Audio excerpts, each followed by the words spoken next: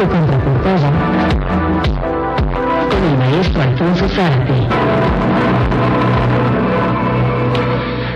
Bueno, pues vamos con el maestro Zárate. Maestro, tuvo que venir una investigación en los Estados Unidos y después otra en España para que más o menos aquí empezaran en Coahuila por lo menos a una fiscalía, pero ya lo comentaba yo desde el viernes que parece que les cayó una cubetada de agua helada a varios, con este asunto de Moreira. ¿Cómo está, maestro?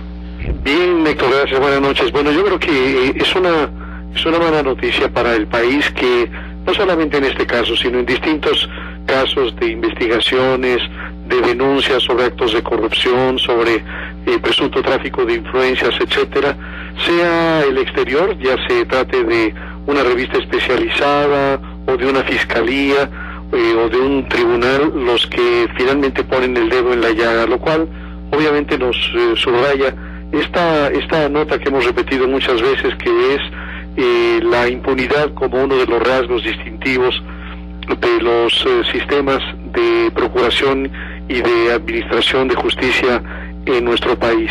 Y creo que el caso de Humberto Moreira es realmente muy importante porque nos remite a una fecha. En el año 2000 el país conoció la alternancia a nivel de la presidencia de la República y muchos esperamos que esa alternancia trajera consigo formas democráticas, mayor rendición de cuentas, mayor equilibrio de poderes, mayor fortaleza de instancias de la sociedad civil. Y esto se dio en una forma muy modesta en el nivel federal, pero lo sorprendente y lo lamentable es que la alternancia a nivel federal produjo un efecto no deseado en los estados de la República que implicó un retroceso, no solamente que las cosas siguieran como estaban, sino que se diera un profundo retroceso. Es decir, hasta antes del año 2000 sabíamos que en el viejo régimen el señor del centro, a través del secretario de Gobernación y a través del secretario de Hacienda principalmente, mantenían hilos de control político sobre los gobernadores de los estados. Esto implicaba, entre otras cosas, que cuando en una entidad federativa el gobernante era notoriamente corrupto o notoriamente impopular, que era impugnado por anchas franjas de población, desde el centro se operaba su remoción o su disciplina. Y sin embargo, en el año 2000, con la llegada de Vicente Fox a la presidencia, esos hilos se quedaron totalmente sueltos. Y el primero que lo entendió fue el gobernador del Estado de México, Arturo Montiel, quien a partir de ese momento empezó a moverse para ganar el control político en su entidad, entre otras cosas comprando a un grupo de legisladores del PAN para tener mayoría en el Congreso del Estado, y a partir de allí se dedicó a saquear las arcas públicas.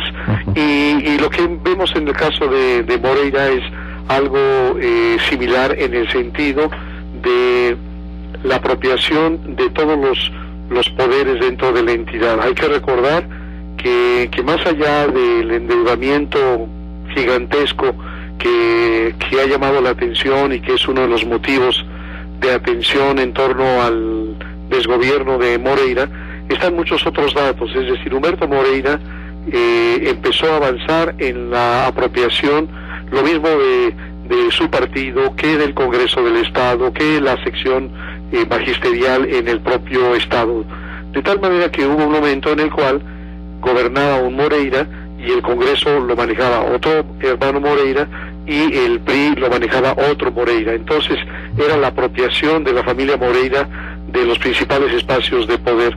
Y digamos, en esta locura, en esta actitud desbordada, no solamente se conformaba con eso, sino que incluso Humberto Moreira solía nombrar una escuela primaria, un jardín de niños, un edificio público con el nombre de su madre, de su esposa, de su hija.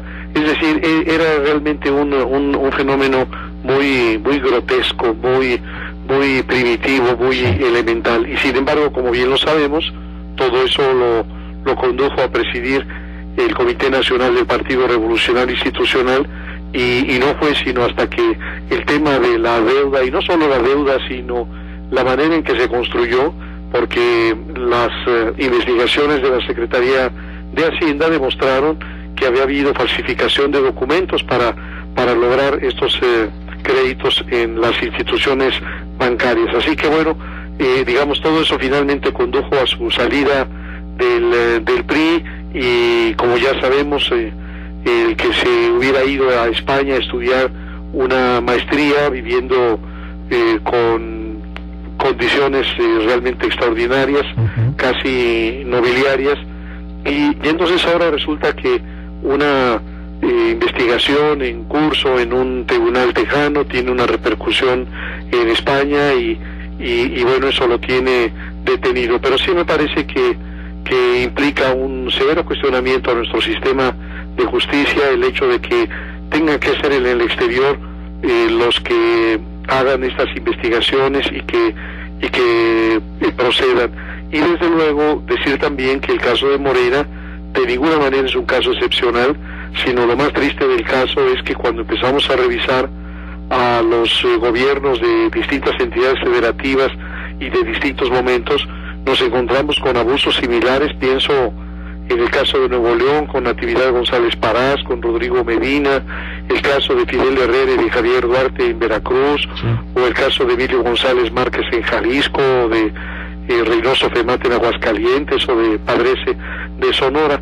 Y esto también nos dice, Héctor, que no es un tema exclusivo del PRI, es decir, que los abusos de los gobernadores se dan más allá del partido en el que militen, y desde luego todo esto nos dice el largo camino que tenemos que recorrer para lograr una democracia en la cual haya equilibrio de poderes, rendición de cuentas, y sobre todo que esos excesos se paguen ante la justicia. Sí, porque un discurso, maestro, es el de acabar con la impunidad, digamos, en la formalidad, pero en los hechos vemos que pues parece que todos trabajan para que esto no suceda, ¿no? Así es, lamentablemente tenemos este fenómeno de la impunidad que es verdaderamente escandaloso en el terreno penal. Sabemos que de cada 100 denuncias que se presentan, solamente 3 terminan en una sentencia condenatoria.